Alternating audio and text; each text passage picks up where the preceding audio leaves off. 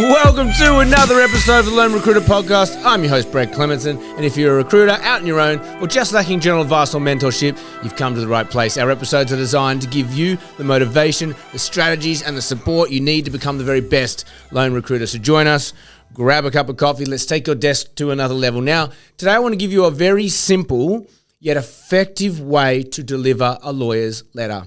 Now, if you've been around in recruitment long enough, you've probably had to dish a few of those out. It's unfortunate. It sucks. No one likes doing it. But hey, in particular situations, usually around getting payment for the work you've done, we find there is no other alternative other than to send us a lawyer's letter. Quick break. We had an overwhelming response to episode 86, which was the 2024 recruitment desk planning. Now, a ton of people reached out and asked if we could help them. We can't get to everyone, but it got me thinking. I don't normally do this, but due to the response, I've decided to open up a limited amount of one-on-one coaching spots. I'm going to work with you one-on-one to create clear goals for your desk and bulletproof plan to achieve them. No more frustration at not hitting your numbers, no more self-doubt about what to do next. Just execute the plan, achieve the results you deserve. DM me, 90-day plan, and we'll send you the details. Strictly first in, best dressed. Side note, I'm so confident that you're going to love it and you're going to get value out of this that I will give you 100% money back if you think otherwise. Now, a typical lawyer letter is pretty simple and straightforward. You engage a lawyer, you tell them the situation, they send the letter out with their letterhead, and then obviously if it goes to court, they get the instruction and the work. So they're actually not that expensive to do, and they're quite effective, but they are aggressive. And if you have a client that you do like working with, and for whatever reason you want to keep working with them, yet you're really frustrated that this isn't being paid and you don't see any alternative, then it can be a real easy way to ruin a relationship. I mean, technically they've ruined the relationship by not paying you. I totally get that. But sometimes there are situations where you feel awkward doing the lawyer's letter because you obviously don't want to do it. They're saying all the right things, but they're just not paying you. And look, you've got a business to run. Your lifeline, your fuel is cash. If you're not getting that cash for the work you've done, then you do need to take action and do something about it. It is always the last port of call for me, but I've come up with this way. Well, I've seen this way being used before, which is a nice way to soften the blow for it. And I'm going to walk you through it now because actually ridiculously simple. Someone called me the other day. They possibly are listening to this podcast today and just said they need to extract some money out of someone that is duly owed to them, but they're trying to squirm out of it.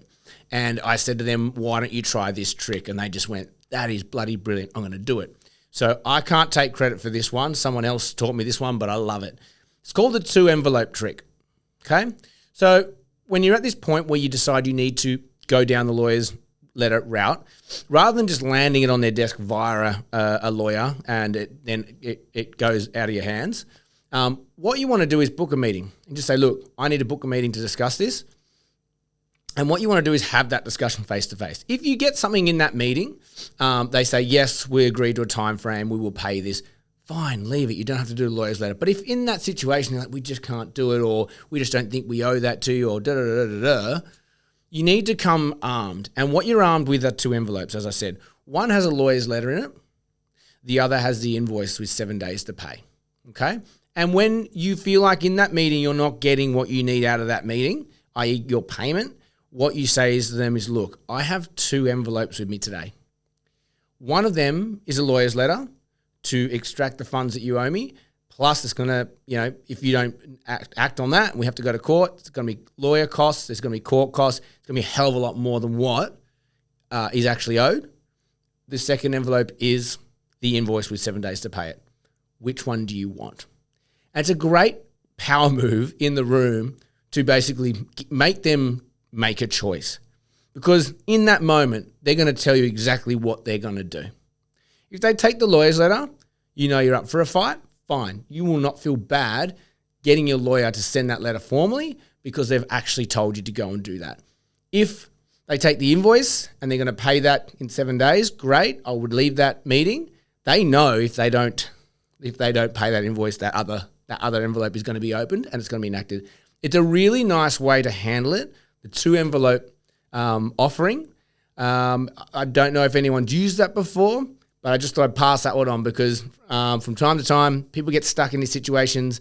No one likes to do it. They're not nice. But going in with a bit of a strategy, I think, can really help you have the power in that room and hopefully get the money that you're owed. That's all we have time for you today. If you've got anything out of today's episode, please like, share, subscribe. Really helps us grow. As always, have an amazing day and may all your deals come true.